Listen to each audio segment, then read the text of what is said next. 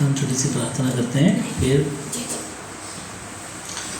आज के विषय को डिस्क्राइब करेंगे। ओम अज्ञानतिमिरान्धस्य ज्ञानाञ्जनशलाकया चक्षुरुन्मीलितं येन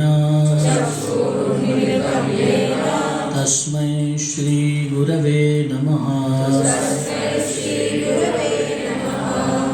जय श्री कृष्ण चैतन्य प्रभु नित्यानंद श्री अद्वैत गदाधर शिवासदि गौरभक्तवृंद। हरे कृष्णा कृष्णा कृष्णा हरे हरे हरे राम राम राम हरे हरे।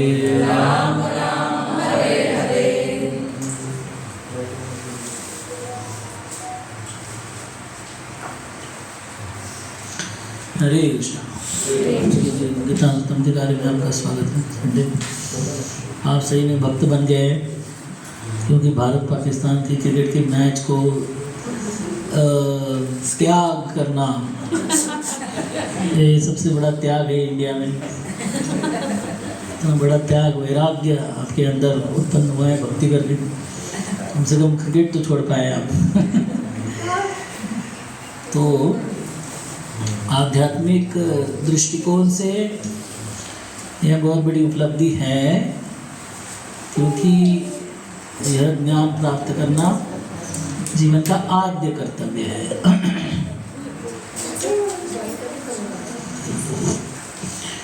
यह ज्ञान प्राप्त करना जीवन का आद्य कर्तव्य है, और उसमें सबसे बड़ी बाधा है कि हम जो जीवन को व्यर्थ करने वाले कार्य है उसमें बिताते हैं। तो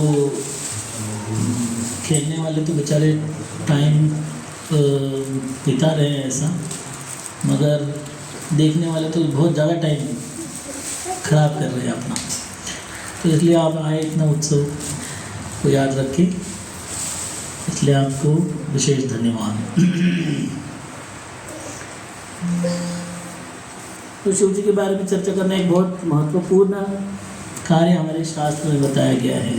कुछ लोग दिखाएंगे आपको, हम ट्राई करेंगे।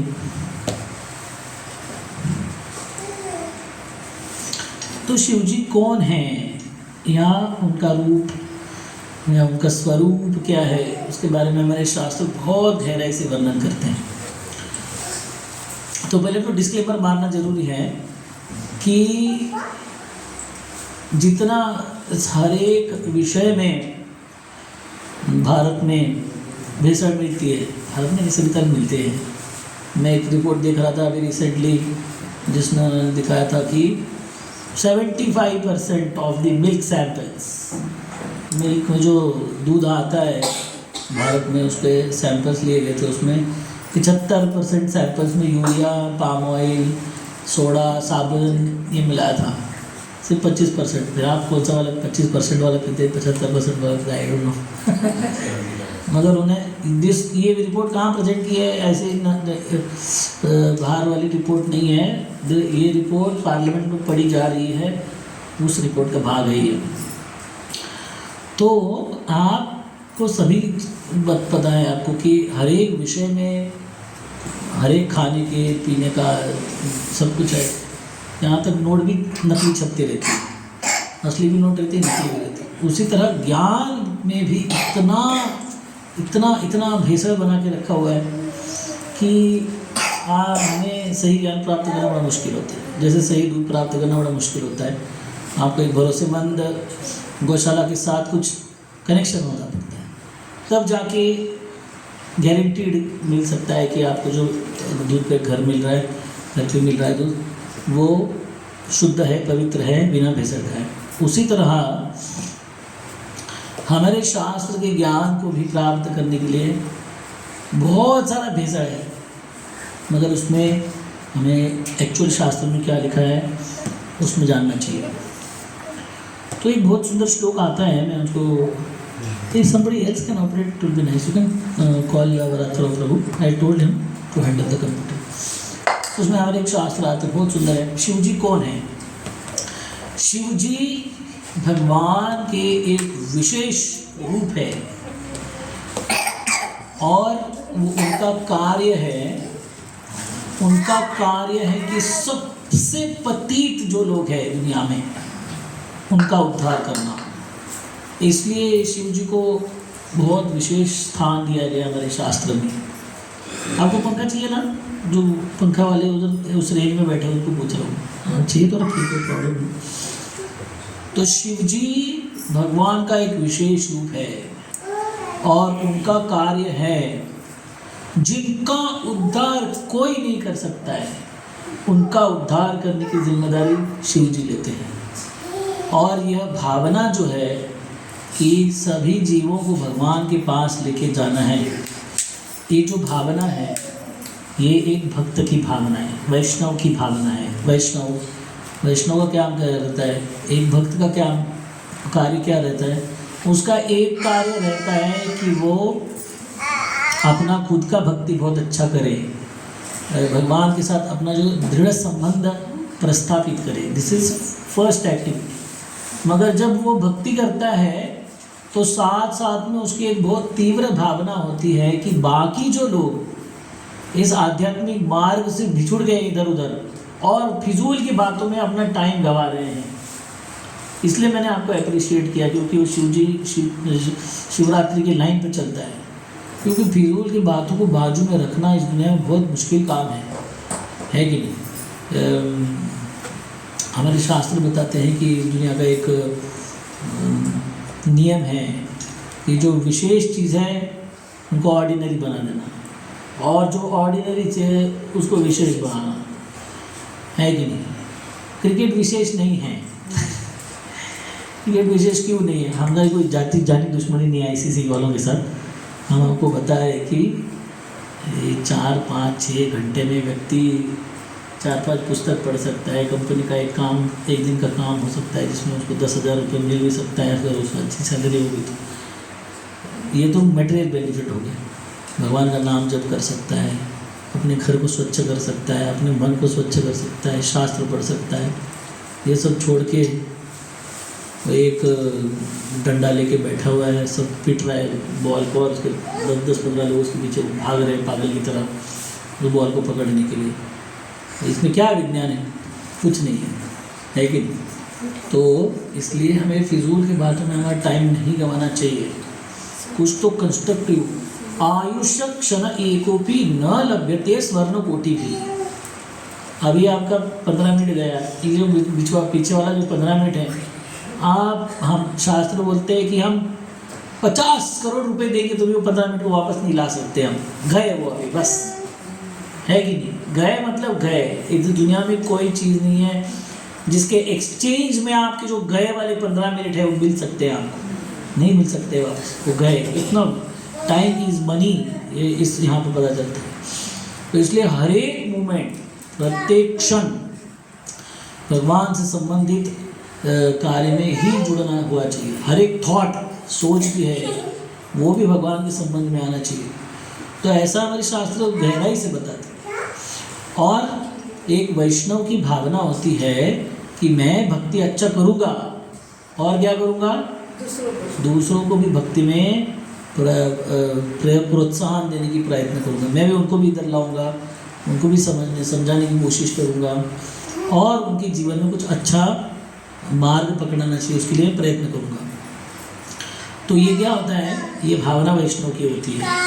मगर हम जब दूसरों को भक्ति देने का जो निर्णय करते हैं ना, तो हम उसका हुलिया देखते हैं पहले कि कैसा है, ये सुशिक्षित लगता है क्या, सज्जन लगता है क्या, है कि नहीं। तो अपना एक हाथ में दारू की बोतल है और एक हाथ में सिगरेट है और दूसरी बाजू में दूसरा एक आदमी खड़ा हुआ है, अच्छा है, बाल सजा संवारे वाला है, अच्छा है, जेंटलमैन दिख रहा है, और आपको जाके भगवद गीता देंगे उनको, आप किसको देंगे?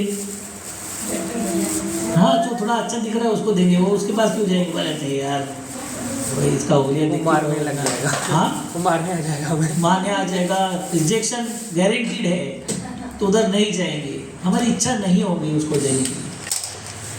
मगर कंपैरिजन में देखा जाए तो किसको जरूरत है ज़्यादा? हाँ, जिसके पास आप नहीं जा रहे हो उसको ज़्यादा ज़रूरत है, वो ज़्यादा बड़ा पेशेंट है, वो छोटा दूसरा वाला जो जेंटलमैन है गंदी आदत से दूर है, मगर शास्त्र के पास नहीं है, वो जीरो पे खड़ा हुआ है, और जो पहला वाला है वो कहाँ पे खड़ा हुआ है? माइनस पे खड़ा हुआ है वो। तो जो माइनस वाला है उसको ज़्यादा जरूरी है, जो जीरो पे खड़ा है मगर वो पॉजिटिव साइड में उसका कुछ नहीं है कि? तो इसलिए वो उसको ज़्यादा, मगर हम क्या करते हैं, वो निगेटिव वाले को छोड़ देंगे, बोले नहीं नहीं इसके पास नहीं है, ये तो हमने को रिजेक्शन गारंटीड है, उसको जाएंगे। तो इसलिए वैष्णव सिद्धांत में आता है कि जितना पापी व्यक्ति को आप पकड़ेंगे और उसको भक्ति में लाएंगे, उतना आपकी भक्ति शक्तिशाली है। आप जिस व्यक्ति को पकड़ेंगे जितना ज़्यादा पापी होगा, इसलिए नारद मुनि को बहुत महान वैष्णव माना जाता है, क्योंकि उनके शिष्यों को देखोगे, बाप रे बाप, एक से भयंकर एक है कि नहीं, वो मृगारी है, वो मृंगुली माल है, इतने सारे पापी लोग, मगर उनको है ना, जैसे एक पहलवान रहता है तो आगे का व्यक्ति बहुत ज़्यादा शक्तिशाली रहता है तो उसको मज़ा आता है, आज कॉम्बैट अच्छा होने वाला है। तो जितना बड़ा भक्त होता है उसको लगता है कि इसको भक्त बनाऊंगा मैं, तब मेरे जाके भक्ति का शक्ति समझ में आएगा। तो अगर हम नॉर्मल व्यक्ति को भक्ति में लेके आते हैं, शास्त्र के मार्गों में चलाने के लिए उनको प्रेरणा देते हैं, तो ज़रूर भगवान की बहुत अच्छी सेवा की हमने। मगर एक आधा व्यक्ति बहुत बहुत पाप कर्मों में लगा हुआ है, और अगर हम चैलेंज देते, इसको मैं अगर ले मत लीजिए तो प्रवचन का भाग है, क्योंकि हो सकता है कि वो उसको इधर लाने की जगह वो आपको उधर लेके जाएगा, क्योंकि उसकी भी माया बहुत पावरफुल है, उसकी निगेटिव एनर्जी पावरफुल है और हमारी पॉजिटिव एनर्जी कम है, तो उसका इफेक्ट हमारे ऊपर ज़्यादा होगा, ना कि हमारा इफेक्ट उसके ऊपर। तो सर कैलकुलेटेड रिस्क लेना चाहिए। कॉर्पोरेट टर्म में बोलते हैं कि आप रिस्क लो, कोई प्रॉब्लम नहीं, मगर आप कैलकुलेटेड रिस्क लो। तो आगे का बंदा कितना गहरा परिस्थिति में उसको देखना चाहिए। तो नारद मुनि आपको प्रभुपाद हमारे अंतर्राष्ट्रीय कृष्ण भावनामृत संघ इस्कॉन की जो संस्थापक आचार्य, सारे मंत्री, प्रधानमंत्री, राष्ट्रपति, सारे संत महात्मा, इतिहास वाले और करंट अवेलेबल सब अपना उनका गुणगान गाते हैं। क्यों गुणगान गाते हैं? भारत में पंडाल डालो, भागवत कथा करो, 2000 लोग आएंगे, दुनिया भर का चंदा जमा होगा, बड़ा आसान काम है कि नहीं? आप पंडाल लगाओ, सब कुछ आ जाएगा अपने आप। मगर जिन लोगों ने कभी भागवतम का नाम नहीं सुना है, कृष्ण का नाम नहीं सुना है, राम का नाम नहीं सुना है, और क्या करते दिन भर, वो सिगरेट नहीं पीते थे, क्या पीते थे वो लोग? गांजा पीते थे, मैराजोना क्या बोलते उसको, LSD, हाँ मैरिजुआना। तो एक बार लगा दिया तो 2 दिन उतरता नहीं था वो ऐसे लोग थे वो, LSD। तो इतने बुरे हालत में थे, फिर उनके पास कोई जाता नहीं था। आपको मतलब बताना बड़ा मुश्किल है, वो लोग ठीक है ऐसे रास्ते पे पड़े रहते थे, इतना दारू पीते थे कि 2 दिन उठते नहीं थे, और जो 2 दिन में 4, 5, 10 बार अपने ड्रेस में मलमूत्र विसर्जन करते थे। अभी उसको होश ही नहीं तो उसको क्या पता क्या हो रहा है कि नहीं? तो ऐसे लोगों को कुछ करना, ऐसे लोगों को मदद करना बहुत मुश्किल काम, डिफ़िकल्ट काम है। सबसे पहले क्या होगा पता है? जो प्रचार कर रहा है वही रिजेक्ट करेगा, बस नहीं मैं नहीं जाऊँगा इनके पास, बस खत्म। तो यह शिव जी का इतना महानता है, शिव जी इतने महान भक्त क्यों माने जाते हैं?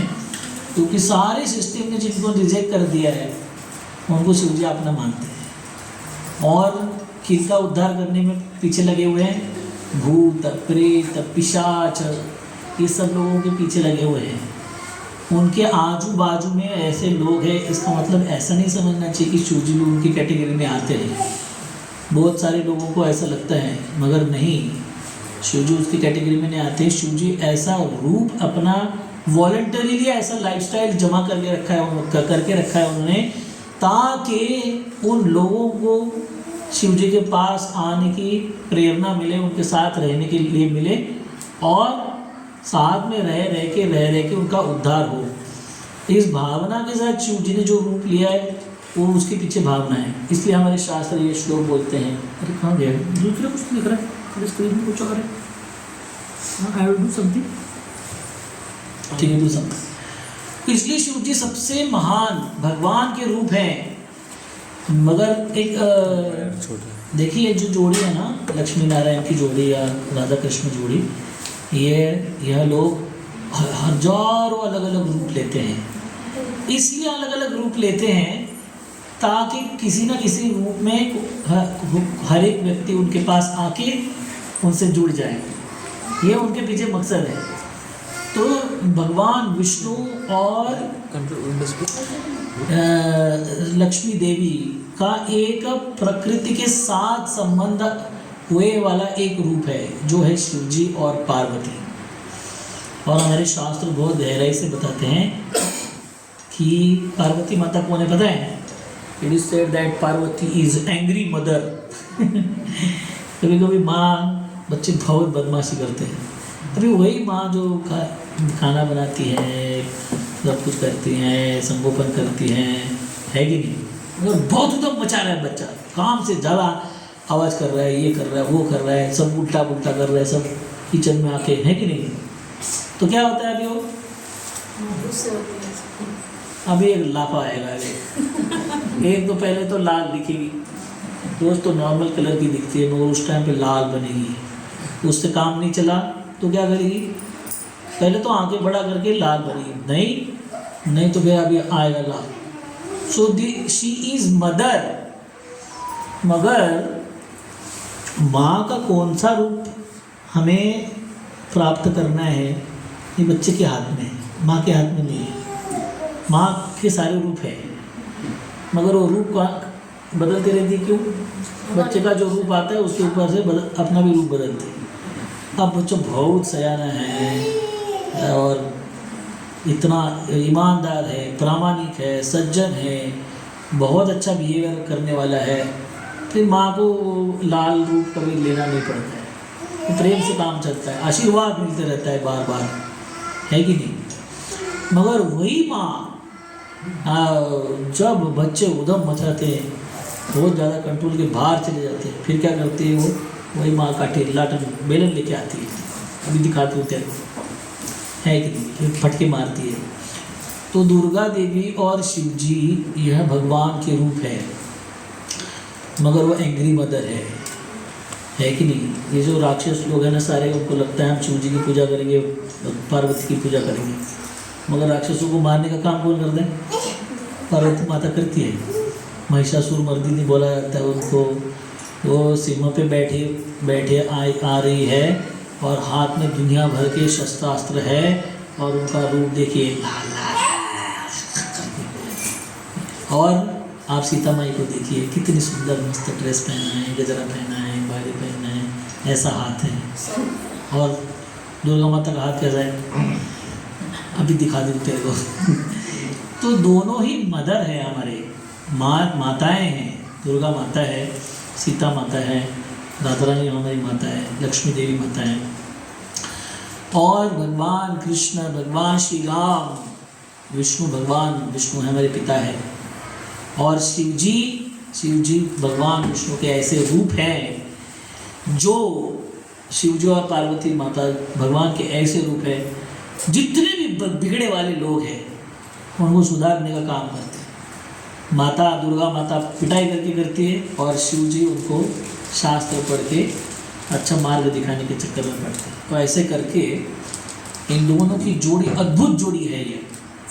और भगवान विष्णु श्री राम जी कृष्ण जी के रूप में और सारे दशावतार के रूप में ये भौतिक दुनिया के बाहर काम करते हैं। ये वैकुंठ के रूप है सारे, इस दुनिया के रूप नहीं है ये जो सारे रूप है आपको भगवान के नरसिंह देव का रूप मिलता है, वराह देव का रूप मिलता है और इतने सारे अवतार देते हैं भगवान। ये सारे अवतार दिव्य अवतार है, भगवान के धाम से वैकुंठ से आते हैं, कुछ कार्य करते हैं, वापस चले जाते हैं।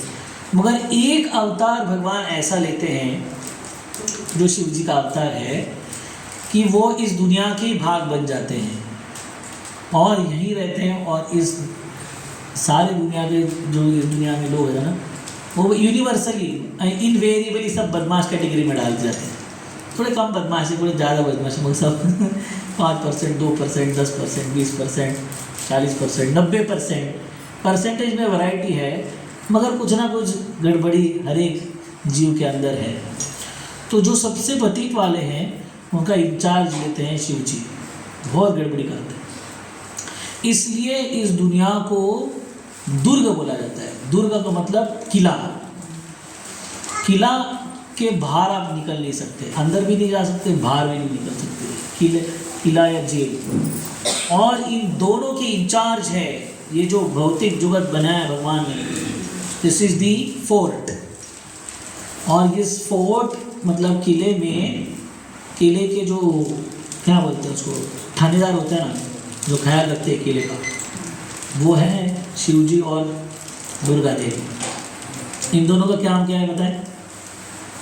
इन दोनों का काम है पिटाई करके लोगों को सीधा करना, और जो लोग सीधा हो गए उनको बाहर छुट्टी देना, मतलब जाओ। मगर बाहर निकलने के पहले वो बहुत गहराई से उसका टेस्ट लेते हैं। तो ये जो माया देवी है ना, मतलब दुर्गा देवी और शिव जी, इनका कार्य है कि लोगों को सीधा करें, और सीधा हुए हैं कि नहीं उसका परीक्षा ले, और जो भी अच्छे बन जाते हैं फिर उनको भगवान के पास वैकुंठ में भेज दे। तो ये दोनों ऐसे गेट पे बैठे हुए हैं, खड़े हुए हैं। मेरे पास यूनिवर्सल सिस्टम का रूप दिखाता हूँ मैं आपको थोड़ी देर के बाद। तो भौतिक जगत, हमारा ये जो भौतिक जगत है और आध्यात्मिक जगत है, इनके दोनों के बीच में ये धाम है। उसको कौन सा हरिधाम और सुदेव कौन सा नाम है? सदाशिव का धाम है बीच में। तो यहाँ से अगर निकल गए तो फिर जाके भगवान के धाम पहुँच जाएंगे। तो हाँ, खास करके शिव जी के बारे में जब बताया जाता है फिर क्या होता है कि शिव जी इस तरह का रूप इसलिए लेते हैं, मैंने आपको बताया कि ये जो बहुत पतित लोग हैं, जो सबसे ज़्यादा पाप कार्य में लगे हुए हैं, वो उनके साथ रहें। कौन भूत बनते हैं? हमारे शास्त्र बनते हैं, कौन भूत बनते हैं? जिन लोगों ने अपने शरीर का एक बहुत गंदा इस्तेमाल किया वो भूत बनते हैं। क्योंकि क्या करते हैं, हमारे नेचर क्या करता है कि शरीर का ठीक से इस्तेमाल नहीं किया, पाप कार्य में अपने हाथ पैर नाक मुँह सब आंखें लगाई है, तो वो लोग क्या करते हैं, उसको शरीर ही नहीं देते, बोले बिना शरीर के घूमो। इसलिए ये सारे भूत जो है वो शरीर को ढूंढते रहते हैं। ज्योति माता जी लास्ट टाइम पूछ रहे थे, वो ये लोग दूसरे के मन के ऊपर, उसके ऊपर कंट्रोल जैसे करते हैं। उनको शरीर में ये सारी इच्छाएं हैं, सारी कार्य उनको करने हैं, मगर उनके पास क्या नहीं है, इंस्ट्रूमेंट ही नहीं है करने के लिए। जैसे कि आपको किचन में कुकिंग करना है, सलाद बनाना है, आपके पास चक्कू ही नहीं है, टमाटर पड़ा हुआ है, ककड़ी पड़ा हुआ है, सब कुछ पड़ा हुआ है, गाजर पड़ा है, सलाद बनाना है, चक्कू ही नहीं, क्या करोगे आप? दूसरे का लोगे घी, दूसरों को मांगोगे। तो ये चक्कू जो है इंस्ट्रूमेंट है। तो इसलिए मन है, इच्छाएं हैं, बुद्धि है, अहंकार है, सब कुछ है, उसमें सारी इच्छाएं प्रकट हो रही है, मगर वो इच्छाएं पूरी करने के लिए क्या नहीं है, शरीर नहीं है। शरीर के द्वारा ही सब कुछ कर सकते हैं हम। खाना है तो मुँह लगेगा, हाथ लगेगा, पैर लगेगा, सब कुछ करना पड़ेगा, तब जाके खाने की इच्छा पूर्ण होगी, उसके बिना कैसे होगी? तो शरीर जो है वो इंस्ट्रूमेंट है हर एक इच्छा को पूरा करने का। तो जिनके पास शरीर नहीं वो भूत बन जाते हैं, और जिन्होंने अपने शरीर को ठीक से, खास करके सारे सुसाइड वाले केस भूत बन जाते हैं। क्योंकि हमारे शास्त्र बोलते हैं इतना अच्छा शरीर दिया आपको, है ना। मैं एक बार कैलकुलेशन किया था, लोगों को किडनी रिप्लेस करनी होती है तो कितना रुपये लगता है? कोई डॉक्टर साहब है क्या हमारे पास? 5 लाख? हाँ हाँ 10-12 लाख। एक की 2 का? एक का तो 2 किडनी का कितना हो गया? 25 पकड़ के चलो, सबसे मिनिमम वाला रेट पकड़ के चलते हैं हम लोग, 25। अरे सिर्फ किडनी का कॉस्ट 25 हो गया। आप सारा ऊपर से नीचे तक आपको कैलकुलेशन करेंगे तो 10-20 करोड़ रुपए आ जाएगा, है कि नहीं? तो ऐसे तो हर एक आदमी करोड़पति है इस बहाने से, क्योंकि उसके पास 20 करोड़ का शरीर दे के घूम रहा है वो फुकड़ में। ऐसे शरीर को जब कोई नष्ट कर देता है, वो नहीं चाहिए, मैं वो सुसाइड मतलब, तो नेचर बोलते हैं 20 करोड़ का मांग दिया था, वो लाके फुटपाथ में जाके फेंक दिया तुमने। अभी देगा दूसरा कोई 20 करोड़ फिर से? आपके पिताजी ने आपको 1 करोड़ दिया, आप जाकर फुटपाथ में फेंक जाते हो। पिताजी आपको पूछते क्या किया बेटा? 1 करोड़ रुपये दिया था मैंने, फुटपाथ में जाके फेंक के आया मैं। वो 2 दिन के बाद आप जाते हो, बोले 2 लाख रुपये चाहिए, क्या मिलेगा? 1 लाख मिलेगा। 2 लाख नहीं, 2 झापड़ मिलेगा पहले। दिया वाला जब फेंक के आया उधर, और अभी बोल रहे हो कि नया चाहिए और एक फिर से चाहिए, क्यों देने का? फुटपाथ पे फेंकने के लिए देना है फिर से, तो उसको नहीं मिलेगा वो, बस खत्म।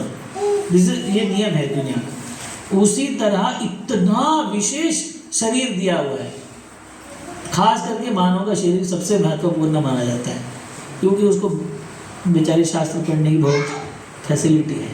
हम जैसे कोई कर नहीं सकते हैं, बाकी जीव नहीं कर सकते हैं, है कि नहीं? हमसे ज़्यादा दौड़ सकते हैं दूर दूर तक, हमसे ज़्यादा खा सकते हैं, है कि नहीं? मगर हमारे जैसा भजन नहीं कर सकते हैं वो लोग, दिस नॉट पॉसिबल।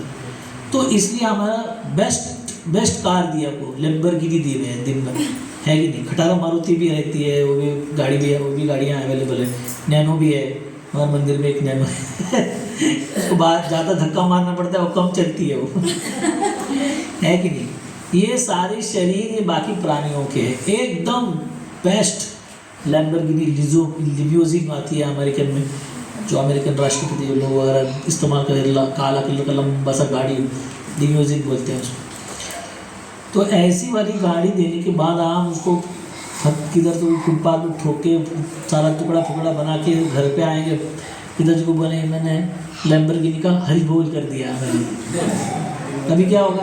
अभी दूसरी गाड़ी मिलेगी? अभी कुछ नहीं मिलेगा, अभी पैदल चलो फुटपाथ पे 11 नंबर की गाड़ी से, है कि नहीं? तो भूत वो लोग हैं जो अपने शरीर को बिना बजाए नष्ट कर देते हैं, खास करके सुसाइड वाले सारे लोग। तो इन लोगों को शरीर नहीं मिलता, फिर क्या होता है? इनकी इच्छाएं पूर्ण करने के लिए बहुत भयंकर प्रयत्न करने पड़ते हैं, वो कुछ है ही नहीं, इंस्ट्रूमेंट ही नहीं, सब कुछ करना है मगर। तो ये लोग क्या करते हैं? दूसरे के शरीर का इस्तेमाल करने की कोशिश करते हैं। जैसे हमारे पास इंस्ट्रूमेंट है तो दूसरे का लेके हम लोग, हमारे पास कार नहीं तो क्या करते हैं हम लोग? दूसरों की मांगते हैं, बोले दिया तो थोड़ी देर के लिए। तो ये लोग ऐसे ही करते हैं, जहाँ ज़बरदस्ती घुसते हैं शरीर में किसी के, जिनका मन, जिनका कॉन्फिडेंस, विल पावर कम है, तो फिर कंट्रोल करना बड़ा ज़्यादा ईजी हो जाता है कि नहीं? आपको कार किसी भी हालत में लेनी है तो आप क्या करोगे? जो दोस्त आपसे कम झगड़ा करता है उससे लोगे, चल मैं लेके जा रहा हूँ, चल हट, है कि नहीं? वो बोला आपको कुछ बोलेगा नहीं, ऐसे वाला दोस्त को लेकर। तो उसी तरह इनका उद्धार बड़ा मुश्किल काम है। शरीर दिए वाले लोगों को नाम लेने को बोला कितना मुश्किल काम है। शरीर जिसके पास नहीं है उसको नाम लेने को प्रेरणा देना कितना मुश्किल काम है कि नहीं?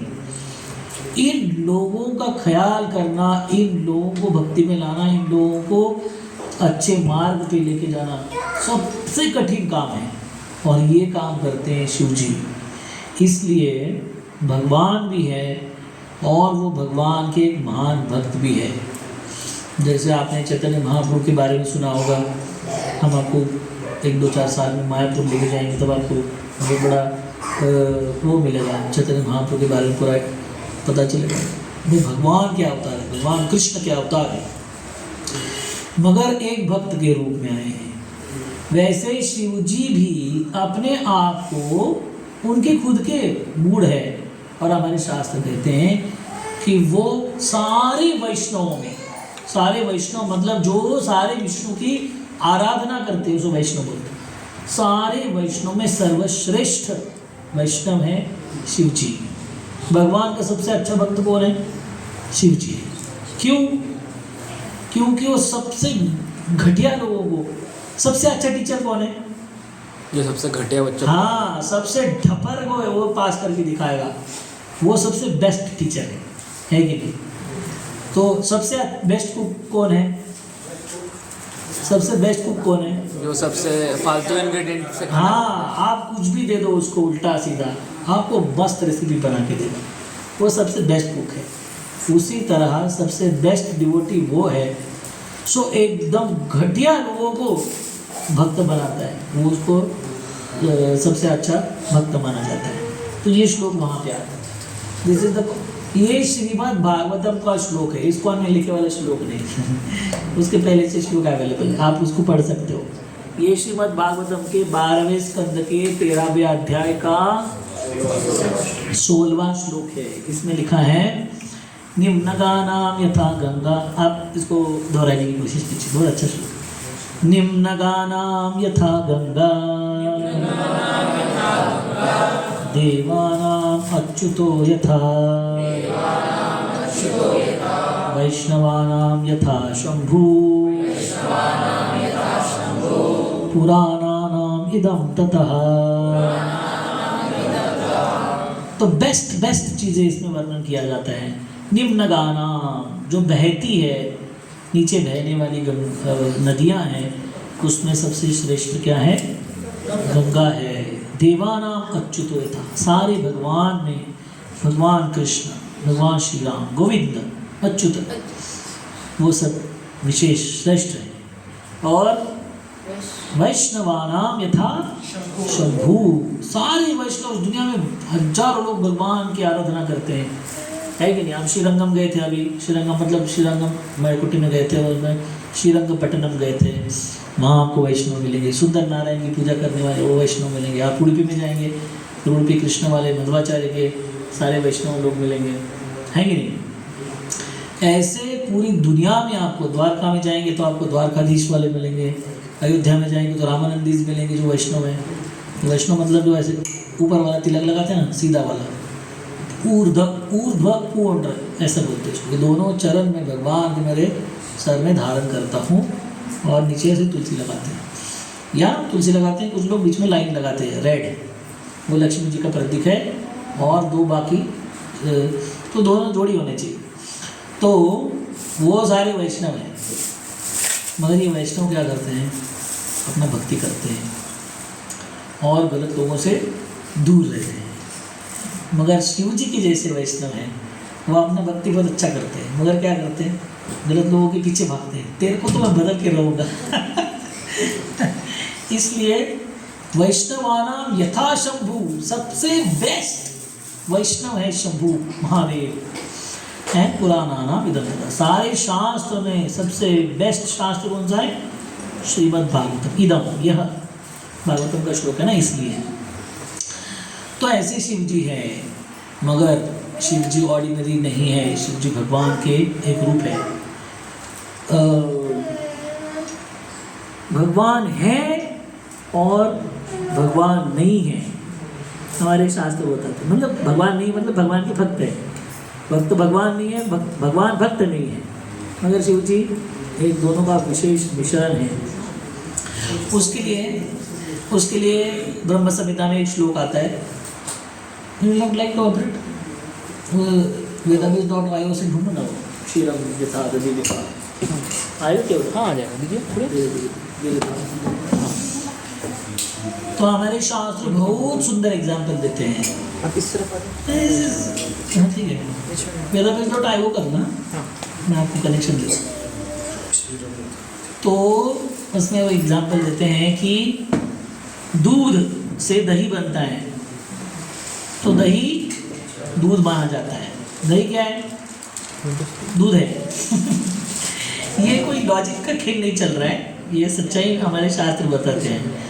मगर दही जो है वो दूध नहीं है। क्षीरम यथा दधि विकार विशेष योगा संजायते नहीं तथा तथगस्ति हेतु यम शंभुताम अपि तथा समुपैति कार्यात् गोविंदम आदि पुरुषम तमहम भजामि। कुछ लोग जब आएगा तो रिपीट करेंगे हम लोग। तो शिव जी भगवान के रूप में है, इस दुनिया में आके एक दुनिया के व्यक्ति की तरह अपना एक रूप बनाते हैं। तो भगवान है, शिव जी भगवान है और भगवान नहीं है। जैसे दही जो है वो दूध है और नहीं भी है कि नहीं? दही दूध है क्या? है नहीं है। If you ask like this it's है। और दही दूध है क्या? नहीं है कि नहीं है। सो इसी को हम आएगा बाद में, अब से आगे बढ़ेंगे। इसे अचिंत्य भेद अभेद तत्व बोलते हैं। अचिंत्य भेद अभेद तत्व मतलब भेद भी है और अभेद भी है। और ये हमारे शास्त्र की सबसे बड़ा सिद्धांत माना जाता है। वो हम भगवद्गीता के एंड में सीखने की कोशिश करेंगे, बचेंगे तो और भी लड़ेंगे। तो यह शिव जी का रूप है। और वैष्णव क्यों है, महान वैष्णव क्यों हैं? एक तो मेरे को याद है अभी भी मैं कॉलेज के लोगों को मंदिर में लेके जाता था, फिर उनके साथ बैठ के गोविंदा में बैठ के डिनर खाता था। स्टार्टर, मेन कोर्स, डेजर्ट, ये वो आ रहे हैं। तो दो चार ऐसा सीटिंग्स होने के बाद एक बच्चा मेरे को बोलता है, रोजी आप अच्छे साधु हो। मतलब क्यों? बोले आप हमारे साथ बैठ के खाते हो। बाकी लोग बोले नहीं हम उधर नहीं आएंगे, होटल में जाके खाएंगे नहीं हम लोग। हमको सब सारे होटल में नहीं बैठते हैं, मगर हमारे रेस्टोरेंट में इस्कॉन के ज़रूर बैठते हैं। हर बार लंगर में बैठ के प्रसाद नहीं खाते हैं, है कि नहीं? स्टार्टर बाटर खाना है क्या? साधु का लक्ष्य नहीं है। तो स्टार्टर खाओ, मसाला पापड़ खाओ, मेन कोर्स खाओ, फिर डेजर्ट खाओ, फिर आइसक्रीम खाओ, फिर सूप पियो, फिर वो बाउल में हाथ धो, ऐसा फेंको। ये नहीं, सादा जीवन उच्च विचार होना चाहिए। मगर अभी उसको अच्छा लगा, सच में इट्स नॉट माई फीडबैक। उनको बोलते जो आप अच्छे साधु हमारे साथ बैठ के जो आया वो प्लेट पे आते हो, खाते रहते हो, वो फोर्क से खाते हो, चम्मच से लेके हो। तो उतना ही करने की वजह से उसको क्या लगा कि कुछ मेरे जैसा सिमिलर आदमी है, डील करने के लिए आसान है, डिफ़िकल्ट नहीं है। हर बार कुछ भी बोला तो आप रेस्टोरेंट में आएंगे क्या? नहीं। आप स्टार्टर खाएंगे क्या? भाई ये क्या इंद्रिय तृप्ति है, सादा जीवन रहना चाहिए। तो फिर क्या करेगा? वो कभी बात नहीं करेगा। ठीक है, आप अपनी जगह पे खुश रहो, मैं अपना मेरे जगह पे खुश रहता हूँ, हम दोनों अलग अलग हैं। मगर शिव जी जब ऐसा रूप बनाते हैं, शमशान में रहते हैं, भस्म लगाते हैं, माला पहनते हैं और कम से कम दिखाने के लिए भांग वगैरह लेते हैं, तो क्या होता है कि ये जो सारे उल्टे सीधे काम करने वाले लोग हैं ना, ये शास्त्र के किसी भी भगवान के पास नहीं आएंगे, मगर किसके पास जाएंगे? कम से कम शिव जी के तो पास जाएंगे, कुछ तो लाइन पे चलेंगे, है कि नहीं? इसलिए शिव जी ऐसा अपना रूप बनाते हैं। तो ये सबसे पहला काम है। फिर दूसरा है कि वो क्या सिखाते हैं हमें? वो सिखाते हैं कि इस दुनिया में कुछ नहीं रखा है, भगवान का नाम स्मरण करके भगवान को प्राप्त करना चाहिए, ये भी वो सिखाते हैं। तो हमारे शास्त्र इतना वर्णन करते हैं उनका। ये जो दुनिया है ना, बहुत भौतिक दुनिया है, जिसको संसार बोलते हैं, ये संसार के शिवजी और पार्वती मालिक है। पार्वती माता और शिवजी जेल कीपर जो बोला था मैंने, उस तरह से मालिक है। अभी इस दुनिया के सारे ऐश्वर्य इस दुनिया के अंदर के लोगों को चाहिए। गाड़ी चाहिए, बंगला चाहिए, पैसा चाहिए, जेम्स रूबी चाहिए, कोहिनूर चाहिए, ये चाहिए, वो चाहिए, है कि नहीं? और इस दुनिया का मालिक पूरा कौन है? शिव जी है। कहाँ रहते हैं वो? झाड़ के नीचे, रास्ते पे रहते हैं। सारे देवी देवताओं के पास अपने अपने महल है। आप इंद्रदेव के महल के वर्णन आता है, वरुण देव के महल के वर्णन आता है, अग्निदेव के महल का वर्णन आता है। सारे शास्त्रों में सारे देवताओं के वर्णन आता है। ब्रह्मा जी के क्या बोलती है, कौन सा बोली, अमरावती, इंद्र की भी है, ब्रह्मा जी की भी है। इन लोगों की उसका वर्णन आता है। ऐसे ऐसे वर्णन आते हैं, मतलब बानेर, जितना बानेर है ना उनका वो दरबार हॉल है उतना उनका, मतलब कितना 400 500 1000 करोड़ 1000 एकड़ समझो, ये जो बानेर फैला हुआ है इतना, ये उनका अपना जो क्या बोलते हैं उसको, ड्राइंग रूम बोलते हैं सर, एंट्री डोर जो होता है यहाँ पे बोलता है, वो उनका ड्राइंग रूम है इतना बड़ा, दरबार अलग, बाकी सारी चीज़ें अलग। This is what is their opulence. और ये सारे कहाँ आते, शिव जी के नीचे आते। और सारे देवी देवताएं, अभी हमारे शास्त्र में लिखा हुआ है कि वो शिफ्ट बाय शिफ्ट चेंज होते रहते हैं, मतलब एक आएगा अपना काम करेगा फिर निकल जाएगा, दूसरा आएगा, सारे शेड्यूल में अलग अलग टाइम पे आते हैं, देवताएं बनते हैं, अपना काम करते चले जाते हैं। जैसे राष्ट्रपति होता है ना, राष्ट्रपति भवन होता है, राष्ट्रपति वो भवन फिक्स है, मगर अंदर रहने वाला राष्ट्रपति फिक्स नहीं है, वो हर 5 साल के बाद निकल जाता है। बीच में कोई अविश्वास ठहरा हुआ है तो उसके पहले निकल जाना पड़ता है उसको।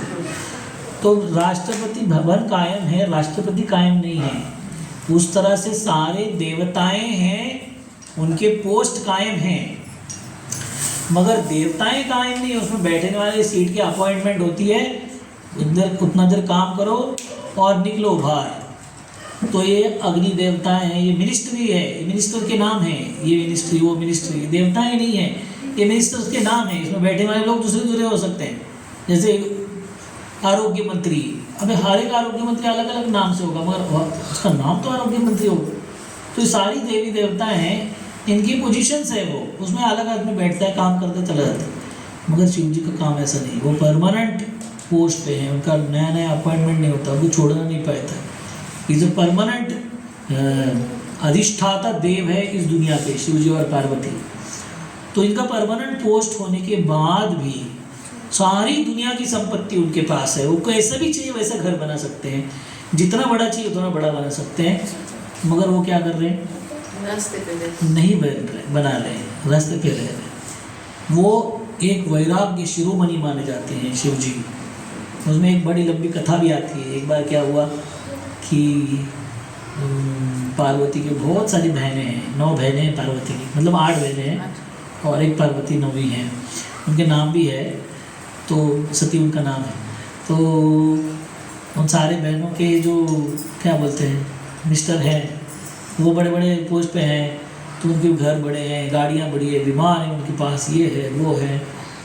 तो ये सारी बहनों को देखने के बाद पार्वती जी के मन में आता था, अरे सबका घर है, मेरे लिए घर में है, मेरे पास गाड़ी भी नहीं है, कुछ भी नहीं है कि हम दूसरी गाड़ी देखने के बाद ज़्यादा दुखी हो जाते हैं हम लोग।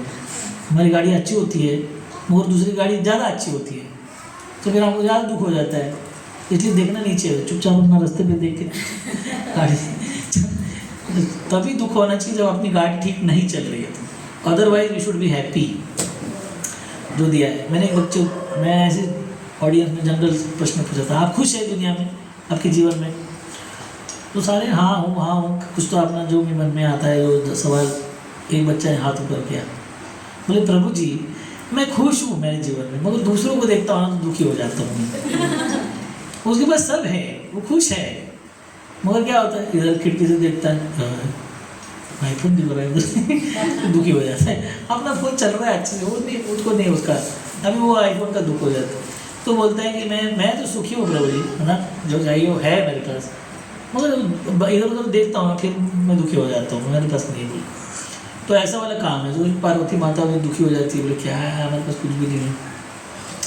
तो शिव जी को बोलते हैं हम लोग घर बनाएंगे। फिर माता ने घर बनाने को बोला तो हाँ क्यों नहीं बोलेंगे, बनाओ, सब अपना ही है, लगाओ जो लगाना है लगाओ, जितना बड़ा बनाना है बनाओ। बहुत बड़ा घर बनाए एकदम मस्त, उसका बहुत सारे शास्त्र में उसका आपको उल्लेख आएगा। फिर घर का उद्घाटन होता है ना, वास्तु शांति तो वास्तु शांति में सारे लोगों को बुलाते हैं, वो हवन करते हैं, लोगों को खाना खिलाते हैं, सब कुछ किया। फिर लास्ट में क्या होता है कि एक रस्म होती है कि आप क्या करो, आपका घर है ना, ब्राह्मणों को दान दे दो। आज भी करते हैं लोग, सारे घर के लोग बाहर चले जाते हैं, जो पुरोहित होता है वो अंदर रहता है, और जो यजमान रहते हैं वो उनको बोलते हैं कि मैं आपको दान में आपको दे रहा हूँ, और पुरोहित दान में ले लेते हैं। फिर बाद में फिर पुरोहित का भी काम ये है, यजन याजन पठन पाठन यानी दान और परिग्रह जमा करने का अधिकार है, मगर काम से ज़्यादा जमा हो गया तो क्या करना चाहिए, बांट देना चाहिए। स्टोर करके रखने का अधिकार नहीं है मधुकरी करने वाले को। मधुकरी का मतलब होता है मांगो, मांगो और खाओ, फिर बचा तो क्या करो, फ्रिज में रखो। नहीं, बांट दो, जिधर जो भी दिख रहा है उधर बांट दो, खत्म। कल क्या होगा, फिर से जीरो से स्टार्ट करने का। इसे मधुकरी बोलते हैं। तो यजमान को फिर वो इतना बड़ा घर क्या करेंगे वो पुरोहित महाराज, है कि नहीं। एक घर को साफ करते करते आप ना भजन कीर्तन सुना रह जाएगा, इसलिए वो क्या करते हैं, यजमान को बोलते हैं कि मैं इतना बड़ा घर हैंडल नहीं कर सकता हूँ, कृपया ये घर आप वापस ले लो। फिर वो यजमान को वापस देते, फिर यजमान अंदर आते। शायद आपने देखा होगा ये रस्म, पता नहीं मेरे को, हाँ आजकल के शायद नहीं करते होंगे, क्योंकि पुरोहित अगर वापस नहीं दिया तो गड़बड़ हो जाएगा, इसलिए लोग बोले पूरे बाबा ये रस्म ही नहीं करने का बस। मगर ऐसे क्या हुआ कि फिर पुरोहित आ गए उन्होंने सब कुछ किया और फिर बाद में वो रस्म चालू हो गई। तो शिव जी ने उनको दान दे दिया, वो घर दान दे दिया, दान ही दे दिया, वापस आए ही नहीं घर पे। बोले नहीं अभी दान देना है तुमको घर। फिर से सारा घर बनाने का कष्ट उन्होंने सहन किया, सब कुछ किया, मगर जैसे ही घर बना वो दान दे के अपना फिर से अपने झाड़ के नीचे शमशान में जाके बैठ गए वो। नेचुरली आपके पतिदेव जा रहे तो माता को भी उधर ही जाना पड़ेगा, तो वो भी वापस चली गई। बोले हमारे भाग्य में ये वाला सुख नहीं है घर में रहने वाला, हम ऐसे ही चलने वाले। तो ऐसे वाले शिव जी की तरफ से क्या सीखना चाहिए। फिर शिव जी को उन्होंने एक पत्र उसमें दिखाते हैं, एकाम्रवन भुवनेश्वर है ना, भुवनेश्वर आपको कहाँ मिलेगा, जगन्नाथपुरी के बाजू में। तो भुवनेश्वर को भुवनेश्वर नाम किससे मिला है, शिव जी से मिला है। सारे भुवन के मतलब ये जो 14 भुवन है, दुनिया है इतनी बड़ी, उसके वो ईश्वर है, मालिक है, इसलिए उसको भुवनेश्वर बोलते हैं।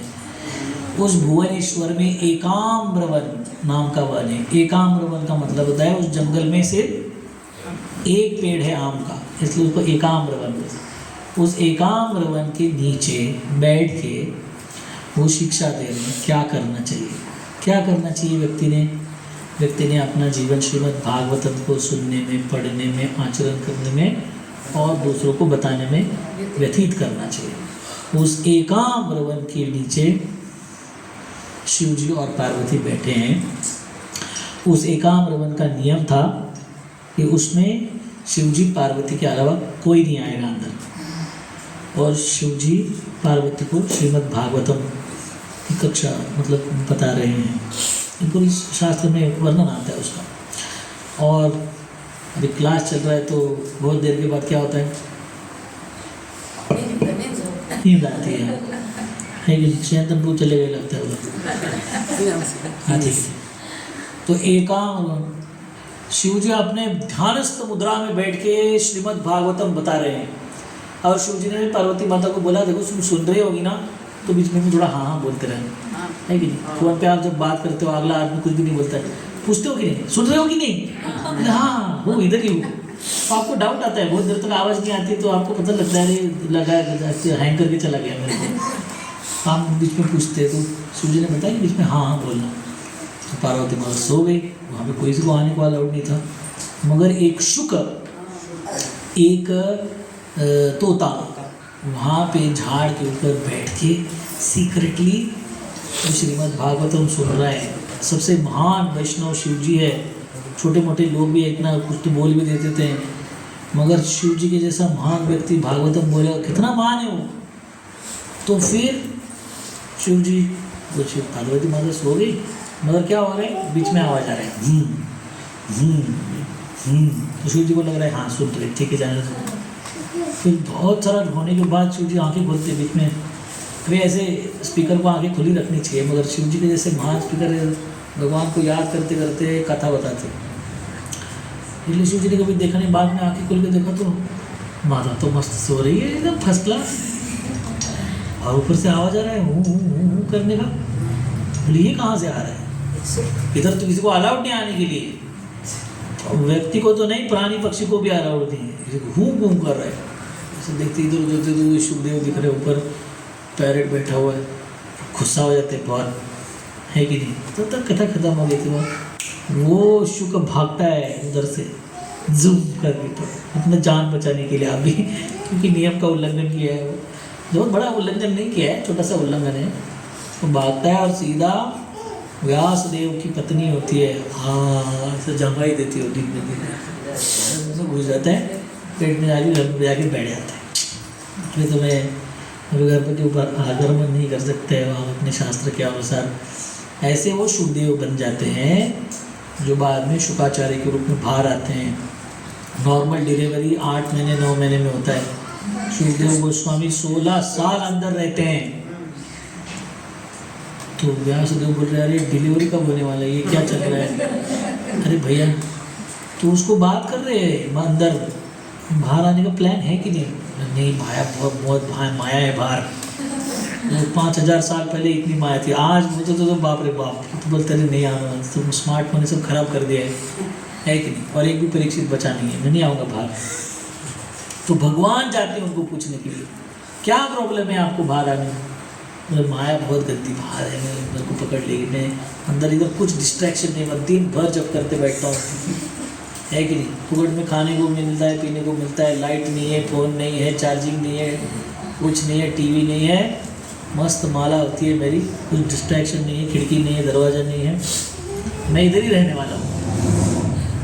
तो भगवान उनको बताते हैं मैं आपको आशीर्वाद देता हूँ, आप बाहर आ जाओ, मेरी माया आपको स्पर्श नहीं करेगी, अब आ जाओ बाहर। तब जाके वो डिलीवरी होगी। 16 साल के व्यक्ति नौजवान जन्म लेके बाहर आते हैं और सीधा निकल चलते हैं, बस जैसे आए माँ के गर्भ से बाहर तुरंत वन में जंगल में चले जाते हैं। तो शिवजी, इसलिए शिवजी महान है कि जिनके पास वैभव नहीं है और वैराग्य का जीवन जी रहे हैं, उसको क्या बोलते हैं? फोर्स्ड गोस्वामी बोलते हैं, ज़बरदस्ती, है कि नहीं? उसको तो है ही नहीं, तो ज़बरदस्ती चुपचाप जीना पड़ेगा वैराग्य का जीवन। मगर इतना सब है, वो कुछ भी कर सकते हैं, उसके बाद भी इस दुनिया की किसी भी चीज़ को वो हाथ नहीं लगाते हैं। वो ये शिक्षाएं दे रहे हैं कि सारा जो रस है, सारा जो आनंद है, सारा जो उद्देश्य है, वो है भगवान की भक्ति करना चाहिए। और उसी के अंदर वो श्लोक आता है, श्री राम राम राम इति रमेति रमे रामे मनोरमे सहस्रनाम तत्तुल्यम राम नाम वरानने। कौन किसको बोल रहा है ये श्लोक? ये श्लोक शिवजी पार्वती माता को बोल रहे, हे पार्वती माता नहीं बोल रहे, वो पार्वती बोल रहे, हे पार्वती रमे रामे मनोरमे। मनोरमे मतलब बहुत सुंदर है, इसको मनोरमे बोलते हैं। पार्वती बहुत सुंदर है, सीता माता सुंदर है, लक्ष्मी देवी बहुत सुंदर है, सारे माताएं उनको जो का आशीर्वाद मिला हुआ है कि वो पुरुषों से सुंदर रहेंगे। तो रमे श्री राम राम राम इति 3 बार राम बोलो, राम राम राम राम राम इति रमेति मनोराम रमे रामे मनोरमे। हे मनोरमे, तुम श्री राम के नाम में रम जाओ, राम राम राम बोलो, बस और कुछ मत बोलो। सहस्र नाम तत्तुल्यम, अभी वो उसको उद्देशित कर रहे हैं कि विष्णु सहस्र नाम करना चाहिए, ऐसा कुछ नहीं है, जैसे शिवजी नहीं करने को बोल रहे, मगर बोल रहे आप सहस्त्र नाम जो लेने के चक्कर में पड़े हो, आप सिर्फ राम राम राम बोलो, सब हो जाएगा।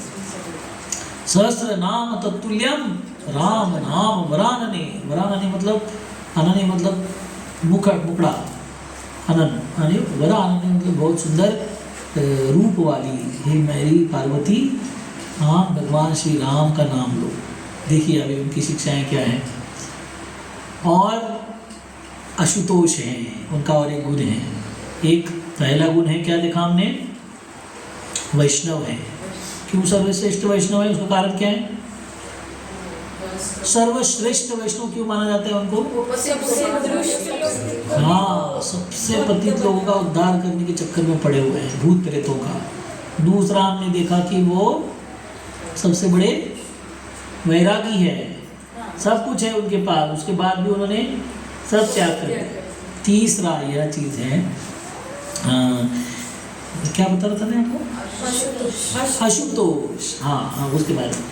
आशुतोष का मतलब होता है, तोष मतलब संतोष, खुश होने वाला। अशु मतलब फास्ट, सबसे जल्दी किसी को प्रसन्न करने आए उसको आशुतोष बोलते हैं। तो शिव जी सबसे जल्दी प्रसन्न होने वाले हैं, इसलिए सारे राक्षस लोग भगवान श्री राम विष्णु के चक्कर में नहीं पड़ते, वो लोग बहुत टाइम लगाते हैं, पता नहीं आएंगे कि नहीं आएंगे। और ऊपर से भगवान के बारे में बताया गया है कि आप जो वरदान मांगते हो वो देते नहीं, उनको जो देना है वो देंगे। वो माँ बाप का रोल प्ले करते हैं, बच्चे जो मांगते हैं वो नहीं मिलता, जो चाहिए वो मिलेगा। अगर उल्टा चाहिए तो उल्टा मिलेगा। बच्चा चॉकलेट मांग रहा है तो लाफा मिलता है, चॉकलेट लाफा में कुछ लेना देना नहीं है। मैं मांग रहा हूँ चॉकलेट, तुम लाफा मार रही, ये क्या होगा? अरे भाई दुकानदार क्या करता है, चॉकलेट तो चॉकलेट, गोली तो गोली, नमक तो नमक, आपको जो चाहिए मिल जाएगा। दुकान वाला आशुतोष है, जल्दी प्रसन्न हो जाता है। क्या चाहिए बेटा बताओ, जो चाहिए दे दूंगा मैं। आपके माता पिता प्रसन्न होते, साइकिल चाहिए, ठीक है मार्क लेके दिखाओ 80%, फिर देखेंगे। फिर 80% मार्क आने के बाद नहीं, मगर पढ़ाई पे तो इतना खर्चा हो गया ना, अब 2 साल के बाद अभी मांगेंगे तब मिलेगा कि नहीं वो पता नहीं, जिस टाइम पे चाहिए उस टाइम पे मिलेगा वो भी पता नहीं। माँ बाप का रोल ऐसा रहता है। इसलिए भगवान विष्णु की आराधना करने के पहले सोचना चाहिए, क्योंकि ये मांगने वाले चक्कर में आते ही नहीं है। आप मांगो पता नहीं क्या मिलेगा, आप ट्रॉफी मांगो तो लाखों में मिलेगा, ट्रॉफी भी मिल सकती है, थोड़ा कम मिलेगा। आप कैडबरी मांगोगे तो वो 1 रुपये वाला क्या होता है, लिमिटेड का गोली मिल सकता है, कुछ भी हो सकता है। वो कोई डायनेमिक है पूरा, दिस इज़ वेरी डायनेमिक। मगर शिव जी आशुतोष में आते हैं, जो जो मांगता है उसको दे देते हैं। बोलो क्या चाहिए तुमको, ले लो। खुश रहते हैं एक तरीके से बोला जाए तो आशुतोष होते हैं। तो इसलिए उनकी आराधना करने के पीछे क्या मकसद है वो अब लास्ट में देखेंगे। तो आशुतोष होते हैं इसलिए जो जो मांगते हैं उसको दे देते हैं, और जो चाहिए वही देते हैं। तो इसलिए सारे जो असुर लोग हैं उनको पता है मैं भगवान के पास जाऊंगा, एक तो मेरे को शुद्ध करके रहेंगे और ऊपर से मेरी सारी इच्छाओं को नष्ट कर देंगे, और जो मांगा वो देंगे कि नहीं पता नहीं। इसलिए वो भगवान की आराधना करने के चक्कर में नहीं पड़ते, मगर उनसे शिव जी को से मांगते हैं और फिर उसका गलत इस्तेमाल करते हैं। तो भगवान शिव जी ये सारे इन लोगों को इसलिए देते हैं कि उनका एक ड्यूटी है, इस दुनिया की रचना करने का काम भगवान ने ब्रह्मा जी को दिया है। रचना करने का मतलब रचना करके देते हैं, अंदर जो सृष्टि करनी है, प्रजनन करना है, उसका काम ब्रह्मा जी को देते हैं। मेंटेनेंस का काम अपने पास रखते हैं, मगर इसका विनाश करने का कार्य उन्होंने शिव जी को कर दिया है। तो जितने ये डेली फंक्शन है, प्रलय मतलब रोज होता है, सृष्टि के अंत में प्रलय होता है, मगर बीच बीच में भी प्रलय होता है। हमारा मृत्यु भी प्रलय के रूप में माना जाता है। ये क्या है, लोकलाइज्ड प्रलय है। हम जब मर जाते हैं तो प्रलय हो जाता है, सब नष्ट हो जाता है हमारा, है कि नहीं? हमारे पास कुछ नहीं रहता हमारा मृत्यु होने के बाद, उसको भी प्रलय माना जाता है। तो ये भी प्रलय, छोटे छोटे प्रलय होते हैं, छोटे प्रलय होते हैं, मोटे प्रलय होते हैं। तो ये डिस्ट्रक्शन, क्रिएशन, मेंटेनेंस और डिस्ट्रक्शन कंटिन्यूस काम है कि नहीं? आपके बारे में कहीं कहीं बिल्डिंग बन रहे कि नहीं? कहीं कहीं तोड़ने का काम भी चल रहा है कि नहीं? रोड तोड़ रहे, फुटपाथ तोड़ रहे, घर तोड़ रहे, कुछ तो चल रहा है कि नहीं?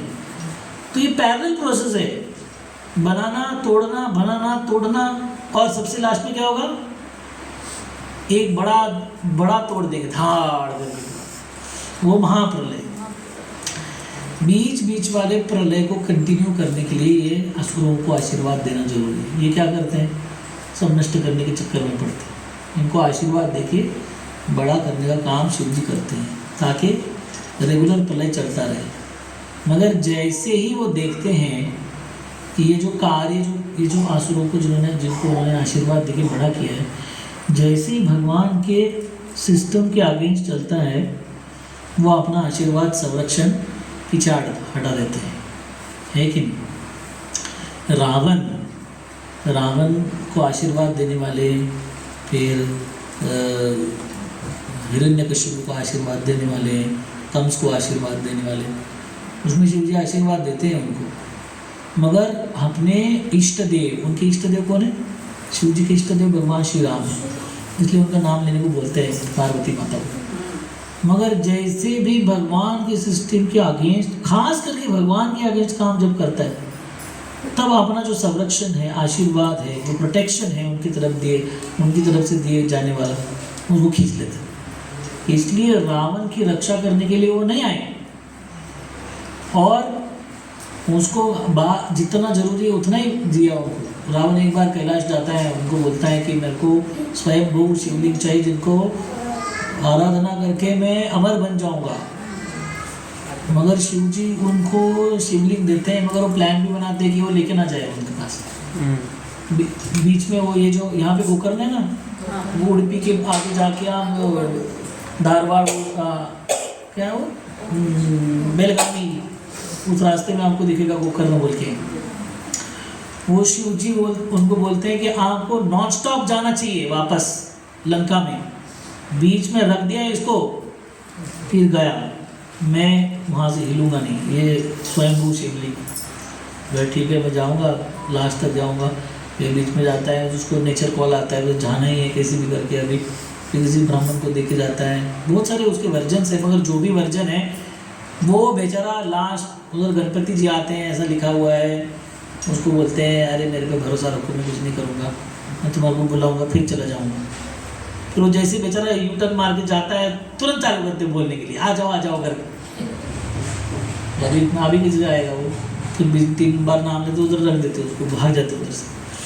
तो बाद में वो आके इतना जोर से प्रयत्न करता है वो शिवलिंग को उठाने का, उसके टुकड़े टुकड़े हो जाते हैं और इधर उधर गिरते हैं, जैसे आप किसी चीज़ को जोर से खींच रहे हो, आ नहीं रहे बाहर, तो जैसे आता है वो क्या होता है इधर उधर बढ़ जाता है, टूट जाता है। तो उस तरह से उसने इतना जोर से खींचा कि उसका टूट के यहाँ पे आया हुआ एक भाग उसका आया हुआ है।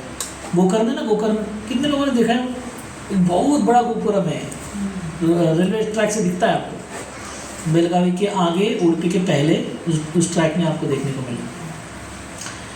तो वहाँ पे आके वो गिरता है, वो कान के जो गौ माता का कान होता है ना, उस कान का एरिया जैसा होता है उस तरह से उसका टुकड़ा पड़ता है, तो इसलिए उसको गोकर्ण बोला जाता है कि उसका शिवलिंग का आकर कान के गाय के कान के जैसा। तो वहाँ पे आगे गिरता है। तो शिव जी को बोलते हैं कि आप रक्षा करो रावण की, आपको इतना महान भक्त है आपका, ऐसा महान भक्त था वो शिव जी का। वो आहुति दे तो आपने सर को काट के आहुति, हम फूल तो तिल घी वो डालते हैं, वो ऐसा वाला काम आहुति नहीं देता था, वो अपना सर काट के डालता था अंदर आहुति के अंदर। इतना बड़ा महान भक्त था वो, ऐसे अघोरी भक्त होते हैं। फिर जब फिर भगवान श्री राम आए, फिर वो विनती करता है, हो गया मेरा, एक करके कुंभकर्ण गया, इंद्रजीत गया, ये खर गया, दूषण गया, सब लोग गए, अभी कोई बचा नहीं मेरे पास, मैं ही बचा हूँ लास्ट, आप कुछ करो। दूत जाके बोलते हैं उनको, शिव जी बोलते हैं आपने हमारे इष्ट देव का अपराध किया हुआ है, आपको नहीं बचा सकते। हमारे शास्त्र बोलते हैं कि सारे वरदान ये देवताएं और भगवान शिव जी सबको देते हैं, मगर जैसे इस वरदानों का काम भगवान की भक्ति करने के अगेंस्ट इस्तेमाल होता है, भगवान के कार्य के विपरीत इस्तेमाल होता है उसका, वैसे ही वो शक्तियाँ सब नष्ट हो जाती हैं। तो होलिका उसी चक्कर में फंस गई, उसको वरदान दिया था, अग्नि उसको जलाएगा, मगर प्रहलाद महाराज को लेकर जलाने की कोशिश कर रही है। भगवान बोल रहे हैं अरे ये तो भक्त है, आप किसके लिए इस्तेमाल कर रहे हो इस शक्ति का, आपको दिया कुछ अच्छा काम करने के लिए, आप उल्टा हमारी भक्तों को जलाने की कोशिश करो, आप ही नहीं जलेगा, वो उल्टा काम करे, तुमको जलाएगा उसको बचाएगा। तो वो जल गई, प्रहलाद बच गए। तो ये रावण को भी भगवान शिव जी बचाने के इसलिए नहीं आते हैं, आप अगेंस्ट काम कर रहे हो अभी इष्ट के, हमारे आराध्य के अगेंस्ट काम करोगे तो आपकी सारी शक्तियाँ नष्ट हो जाएगी। तो इसी चक्कर में इसलिए शिव जी को आराधना करने वाले लोगों को पता होना चाहिए कि जो करना है करने का, मगर जो शक्ति प्राप्त होती है उसका गलत इस्तेमाल नहीं करने का, फिर वो शिव जी आपके वो शक्ति वो काम करने नहीं देंगे।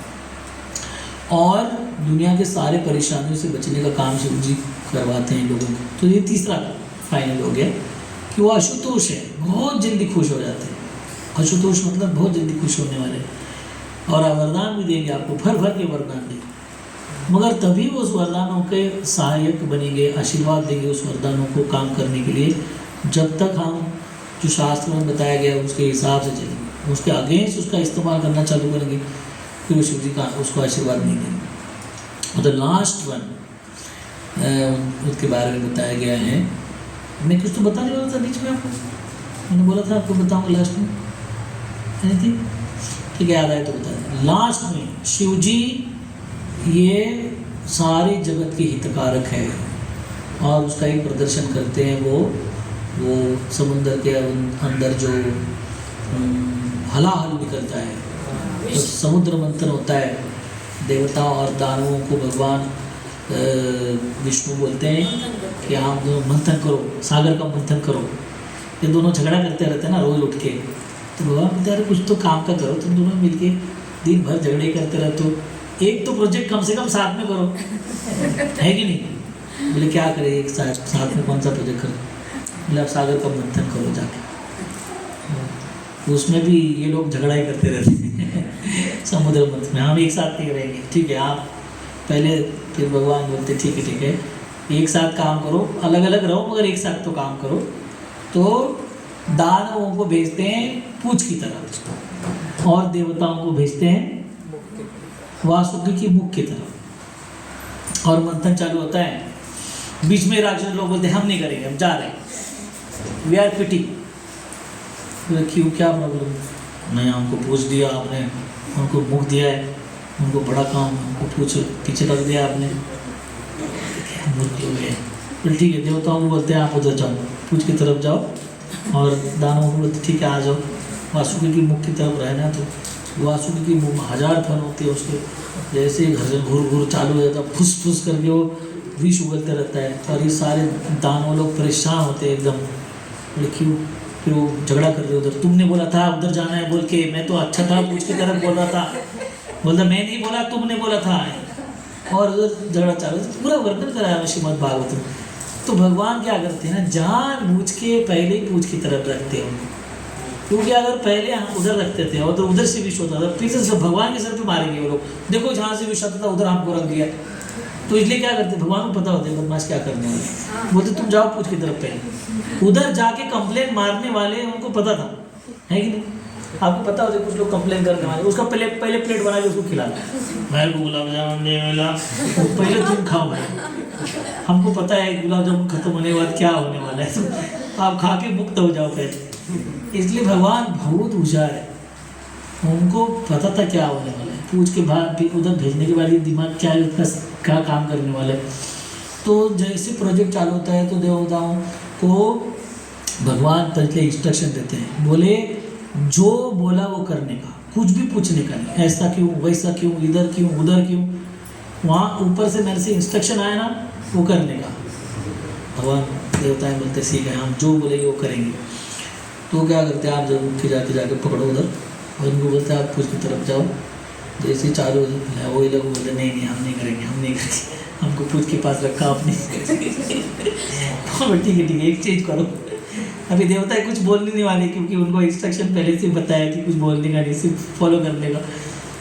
तो सबसे पहले हलाहल भार निकलता है, इतना ज़्यादा निकलता है, उसका वर्णन किया हुआ है, इतना ज़्यादा हलाहल भार आता है कि वो सारी दुनिया को नष्ट करने वाला होता है।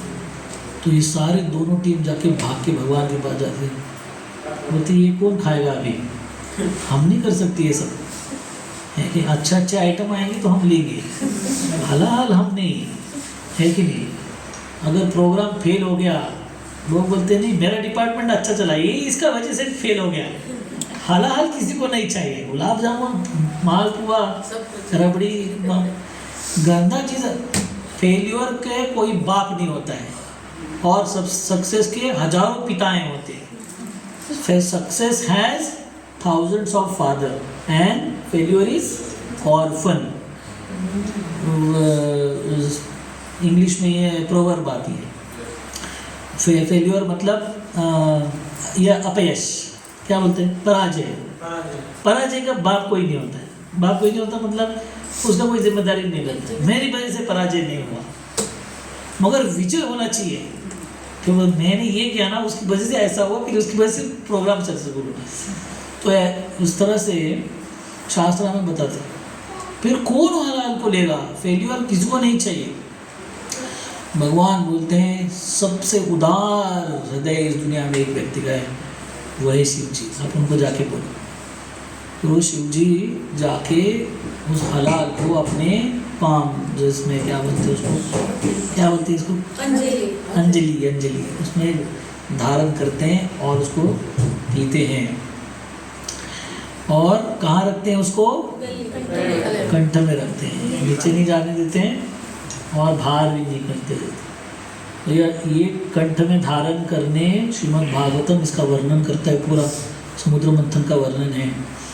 उसमें लिखा है कि दुनिया की जो गंदगी है, दुनिया के दोष हैं, दूसरों की गलतियां हैं, ये है वो है, ये हलाहल है, इसको अंदर नहीं जाने देना चाहिए, अपने पेट में जाके अपने शरीर में घुसने नहीं देना चाहिए, उसको गले में रखना चाहिए, मगर बार बार गले से बाहर नहीं निकाल देना चाहिए।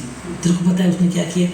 तेरे को पता है उसने क्या किया? इसके बच्चे ने क्या किया पता है? वो हलाल है, गंदगी है, इधर उधर फैलनी नहीं चाहिए, वो उसको यहाँ ही रहना चाहिए, अंदर नहीं जानी चाहिए, मतलब हमारे सिस्टम में नहीं उतरनी चाहिए वो, और बाहर नहीं आनी चाहिए, मतलब दूसरों को भी बांटते हुए घूमना नहीं चाहिए, उसको अटक के इधर ही रहना चाहिए। इसलिए उनको नहीं, वो वैष्णव है, एक डिवोटी है, आदर्श उदाहरण है एक भक्त का, वो ऐसा नहीं करेंगे कभी। तो उसको गले में धारण करते हैं, कभी बाहर नहीं निकलने देते, कभी अंदर नहीं जाने देते हैं। और ऐसे वाले शिव जी की आराधना करनी चाहिए। क्या करनी चाहिए उनको? हाँ वो बता, उनकी आराधना करनी चाहिए, जरूर करनी चाहिए, क्यों नहीं करनी चाहिए। और उनको आराधना करते हुए क्या करना चाहिए? उनको प्रार्थना करनी चाहिए। हम किसी भी भगवान के रूप के देवताओं के आगे जब खड़ा होते हैं, उनको प्रणाम करते हैं, तो उनको एक ही आराधना करनी चाहिए कि मुझे भगवान कृष्ण का एक बहुत अच्छा भक्त बनाइए, यही प्रार्थना करनी चाहिए। इसकी ये भी प्रार्थना ये प्रार्थना दिखाता हूँ मैं खास करके। तो इसका वर्णन श्रीमद् भागवतम में आता है। एक बार नंद महाराज और ब्रजवासी सारे एक शिवरात्रि मनाने के लिए कच्छ में एक शिव जी का एक बहुत विशेष मंदिर है, शायद वो वाला द्वारका और सोमनाथ वाला होगा, शायद उसी एरिया में आता है। तो शिवरात्रि मनाने के लिए आते हैं, शिव जी की आराधना करते हैं, शिवरात्रि मनाते हैं। और क्या प्रार्थना करते हैं? ये सारे लोग प्रार्थना करते हैं कि हमें भगवान कृष्ण का प्रेम, अटूट प्रेम प्राप्त हो, यही आशीर्वाद हमको दीजिए। इसलिए हमने वर्णन किया था कि शिव जी के पास सब कुछ होने के बाद वो कुछ नहीं लेते हैं इस दुनिया का, फिर से जाके शिव जी के पास वो मांगने का जो उन्होंने सारा रिजेक्ट कर दिया, उनको अच्छा लगेगा? जो आपने उसको फेंक दिया किधर तो उठा के, और वो कोई आके उसको मांग रहा है, उसको बोले अरे कुछ ढंग का मांगो, क्या मांग रहे हो कचरे के डब्बे में? जब इसका तो वर्णन किया है हमारे श्रीमद् भागवतम में। एक भक्त शिव जी की आराधना करते हैं, शिव जी उनको प्रसन्न हो जाते हैं, उनको बोलते हैं कि मुझे कुछ विशेष ऐश्वर्य चाहिए, कुछ आप मेरी मदद कीजिए। तो शिव जी उनको बोलते हैं, ये कहानी हमारे शास्त्र में रिकॉर्डेड है कि आप वृंदावन में एक संत हैं सनातन गोस्वामी, आप उनके पास जाइए और उनको बोलिए कि मुझे टच स्टोन, पारस पत्थर चाहिए, जिसको टच करने के बाद सोना हो जाएगा सब कुछ। बोलते ठीक है मैं जाता हूँ। तो शिव जी उनको सनातन गोस्वामी के पास भेजते, वृंदावन में है वो।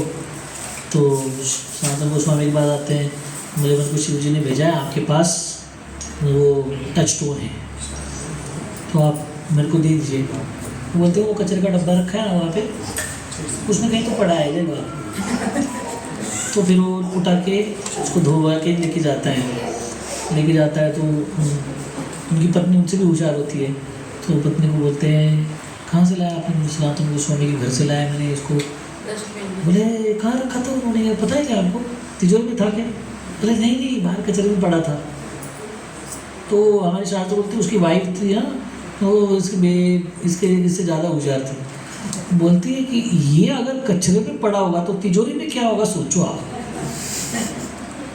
मतलब किसी के घर के बाहर अगर इटालियन मार्बल लगा होगा तो अंदर क्या होगा आप सोचो। बाथरूम में अगर इटालियन मार्बल लगा तो घर में क्या लगेगा?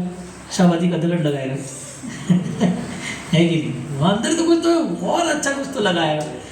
तो वाइफ बोलती है आप है ना, आप उनके विशेष, ये विशेष नहीं है बोले, कचरे में था इसलिए विशेष नहीं है, आप वापस जाओ।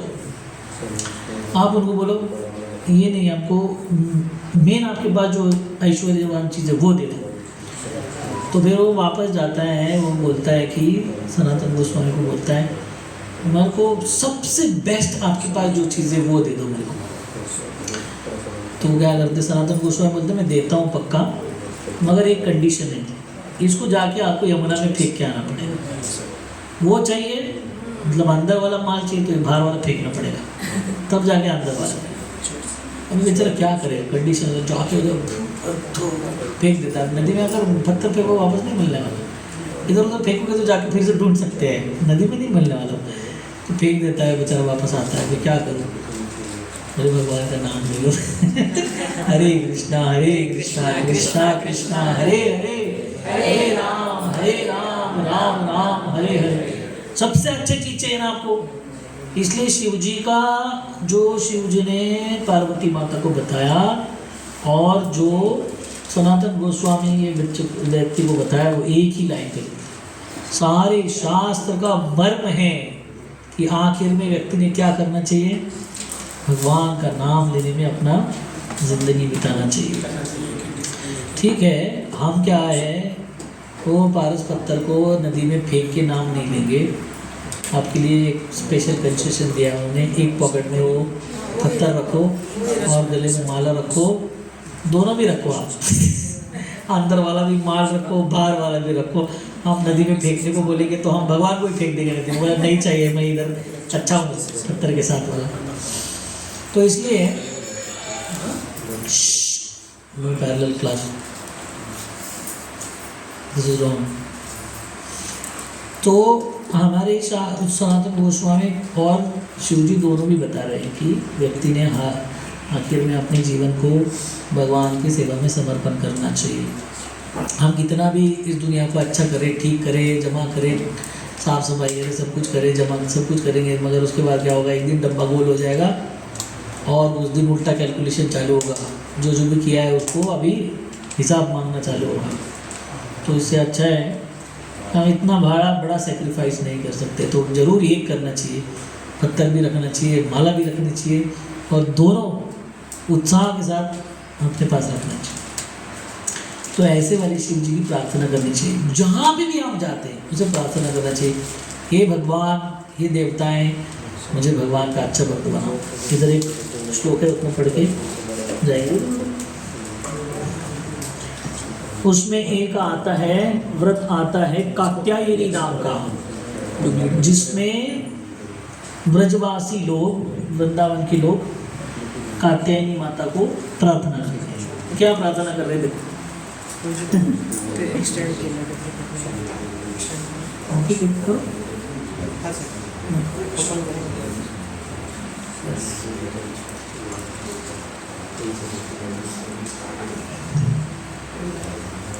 हरी बोल। आपने कहा था बताऊंगा बात में, यही था ना, वो कह रहे हैं कि पृथ्वी और लेयर और ऊपर का कुछ है, उसका बताने वाले थे फोटो, ऐसा कह रहे हैं। हाँ ओके, यूनिवर्सल पिक्चर दिखने वाला, ठीक है ठीक है, अगले क्लास में दिखाएंगे पक्का। अभी हम कोई प्रार्थना देखिए, हर एक हमारे शास्त्र बोलते हैं जहाँ पे भी आप जाते हैं, जहाँ पे कुछ भी करते हैं, तो उसका अंतिम उद्देश्य होना चाहिए कि हम एक भगवान के बहुत अच्छे भक्त बने। ध्रुव महाराज, प्रहलाद महाराज, अम्बरीश महाराज, हनुमान जी, सब ये चीज़ को बताते। जल्दी बोलो बाबा, फटाफट। यस, ये देखिए श्लोक है जो ब्रज की कन्याएं पार्वती माता को कर रही है। जैसे पार्वती माता का नाम क्या है? कात्यायनी। क्या बोल रहे थे तुम? बोलिए आप भी, कात्यायनी महामाये,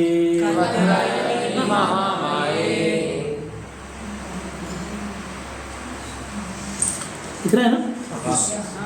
कात्यायनी महामाये, महायोगिन यधीश्वरी,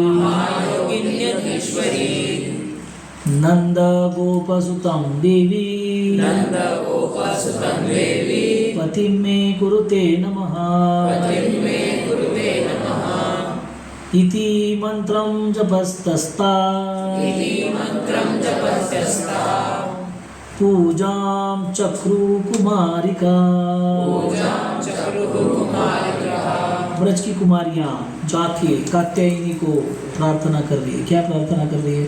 गाड़ी दो, बंगला दो, ये दो, वो दो, नहीं। कात्यायनी महामाये, ये महामाया कात्यायनी महायोगी अधीश्वरी, पूरे जगत के अधीश्वरी है आप। क्या दो? नंद गोप सुतम देवी, ये जो नंद का पुत्र है नंद गोप सुतम, हे देवी पतिम में कुरुते नमः, ये मुझे पति के रूप में प्राप्त हो जाना चाहिए। इति मंत्रम जपस्तस्ता, यह मंत्र जप कर रही है। तो भगवान हमारे पति है, सब कुछ है ना हमारे भगवान। कहाँ लिखा हुआ है? त्वमेव माता च पिता त्वमेव, त्वमेव बन्धुश्च सखा त्वमेव, त्वमेव विद्या द्रविणं त्वमेव, त्वमेव सर्वं मम देव देव। सो ये गप्पा मारने के लिए श्लोक नहीं है, इसमें सच्चाई है। अगर कुछ मांगना है तो बोलना चाहिए कि भगवान मेरे हो जाए, ऐसा कुछ तो दे दो। तो यह पार्वती माता को, शिव जी को, सभी को जाके प्रार्थना करनी चाहिए कि हमें भगवान कृष्ण का एक अच्छा भक्त बनाओ। तो यहाँ पे हम विराम देते हैं। ऐसे शिव जी की आराधना करनी चाहिए शिवरात्रि के दिन, उपवास करके, प्रार्थना करके, तपश्चर्या करके, सब कुछ करके, और प्रार्थना करनी चाहिए कि हमें भगवान का एक अच्छा भक्त बनाओ। हरे कृष्णा। तो 4 things we saw, क्या 4 चीज़ें देखी हमने? शिव जी एक महान वैष्णव है। क्यों? हाँ, सबसे पतित लोगों का उद्धार करने के चक्कर में पड़े हुए हैं, इसलिए पतित पावन है, इसलिए शिव जी महान भक्त है। भक्त जी महानता है उनकी, शिव जी की महान वैष्णव है। दूसरा हमने देखा, क्या देखा हमने? शिव जी का वैराग्य, सब कुछ है उनके पास, उसके बाद भी किसी चीज़ का उपभोग नहीं लेते हैं, सब कुछ त्याग कर दिया है। तीसरा हमने देखा, क्या देखा हमने? हाँ, आशुतोष है, सबका त्याग किया, मगर अपने पास क्या रखा है उन्होंने? हाँ, कुछ तो रखा है, भगवान का नाम का त्याग नहीं किया। नहीं, हलाल त्याग रखा नहीं है।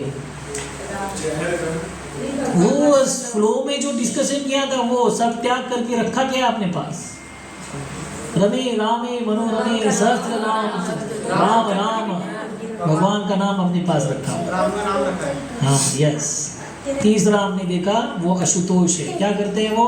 सबकी इच्छाओं की पूरी करते हैं। सबके आशीर्वाद देते हैं, और उस आशीर्वाद कब तक चलता है? नहीं,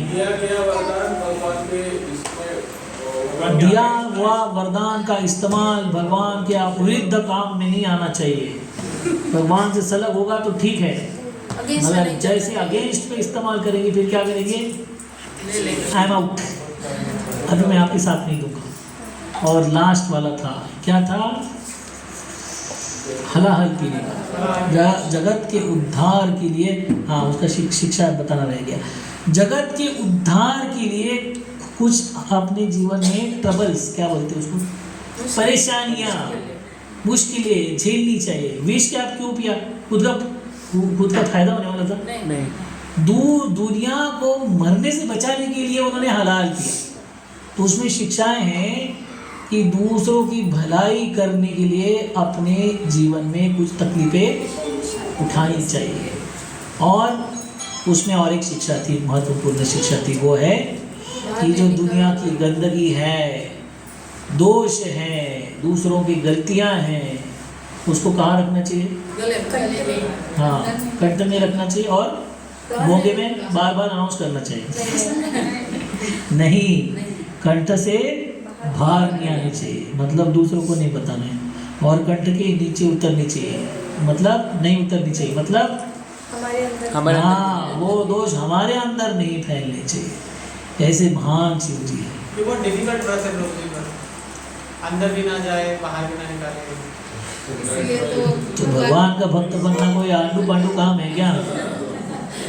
बहुत बड़ा काम है। भगवान का भक्त ऐसे नहीं बनता है, सारी दुनिया पूजा करती है भगवान के भक्त की। 4-4 लाख साल पुराने ध्रुव महाराज, आज भी उनके ऊपर कथा होती है, प्रहलाद महाराज की कथा होती है। हमारे ऊपर 15 मिनट के बाद खड़े फोड़ते हैं लोग। सब बदमाश है एक नंबर का, है कि नहीं? भक्त बनना कोई थोड़ी आसान काम है, ये सब करेंगे तो बन जाएंगे हम भक्त। हरे कृष्ण। श्री प्रभुपाद की जय। ग्रंथराज श्रीमद् भागवत महापुराण की जय। श्री शिवरात्रि महामहोत्सव की जय। श्री शिव जी की जय। श्री पार्वती माता की जय। हरे कृष्ण।